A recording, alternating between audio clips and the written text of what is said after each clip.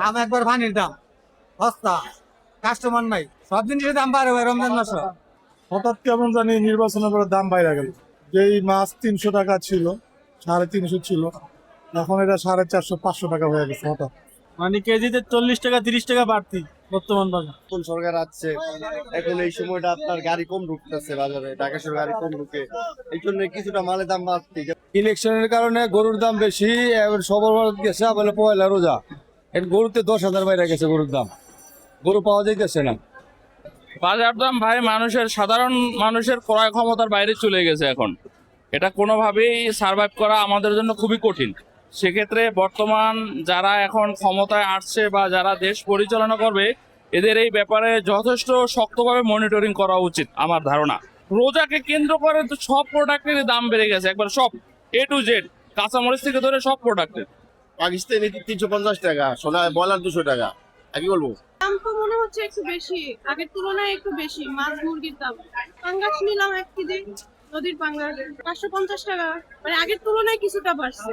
মানে রমজানকে কেন্দ্র করে মনে হচ্ছে যে মাছের বাজার বা মুরগির বাজার, সবজির বাজার একটু দাম বাড়তি মনে হচ্ছে। আশা করি যাতে রমজানের বাজারের দামগুলো, দ্রব্যমূল্যগুলো স্থিতিশীল থাকে, যাতে জনসাধারণ মানে ক্রয় ক্ষমতার মধ্যে থাকে, কিনে খেতে পারে।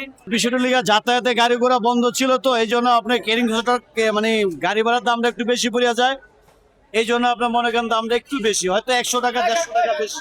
এটা হয়তো মনে করেন বাজার আপ ডাউন হইলে গাড়ি ঘোড়া যখন মানুষ অ্যাভেলেবেল হয়ে যাবে তখন ঠিক হয়ে যাবে। মাছের দাম ভাই এখন প্রচুর, অনেক, মানে কেজিতে 40 টাকা 30 টাকা বাড়তি বর্তমান বাজার। কি কি মাছ আছে আপনার? আমাদের কই মাছ আছে, পাঙ্কাস, তেলাপিয়া, রুই, কাতল। কই মাছ কেজিতে 30 টাকা 40 টাকা বেশি, পাঙ্কাস মাছ সেম 30 টাকা 20 টাকা 30 টাকা বেশি, রুই মাছও সেম 40 টাকাও বেশি। যে মাছ কিনতাম 300 করে এখন কিনে লাগে 340 টাকা আজকে। তেলাপিয়া সেম 20 টাকা 30 টাকা কেজিতে বেশি। সম্ভবত যেটা বুঝতে পারতেছি রমজানের কারণে। মাছের ক্রেতার চাহিদা কম, আগে মাছ বেশি বিক্রি করতাম, এখন কম বিক্রি করতে হয়। চাচা এখন দাম কেমন আসলে মুরগি? মুরগির দামটা বর্তমানে একটু বেশি, কিন্তু ওই যে ভোট গেছে, ভোটের লেগে মাল আসে না দেখে দামটা একটু বেশি। আগের চেয়ে কেজিতে 30-40 টাকা বেশি আর কি। ইলেকশনের কারণে গরুর দাম বেশি, এবার সবার গেছে বলে পয়লা রোজা, এখন গরুতে 10,000 বাইরে গেছে গরুর দাম, গরু পাওয়া যাইতেছে না।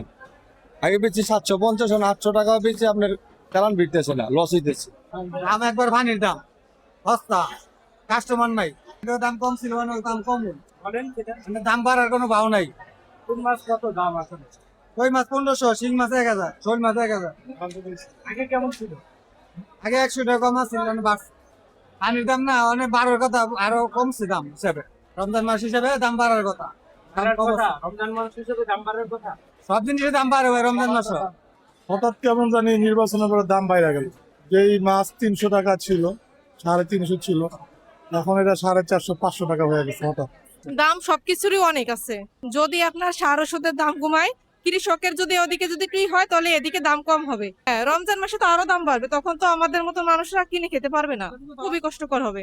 এখন কি দাম বাড়তি মনে হচ্ছে? হ্যাঁ, এখনো দাম অনেক আছে সবকিছুই। কিন্তু রমজানের এখনোই আসে নাই, কিন্তু তার আগে অনেক দাম এখনো বেড়ে গেছে। আর যদি রমজান আসে আরো দাম হবে ভাই। শশা, খিরে, কাঁচামরিচ, উস্তা, করলা, এগুলো দাম একটু বেশি বেড়েছে বাজারে।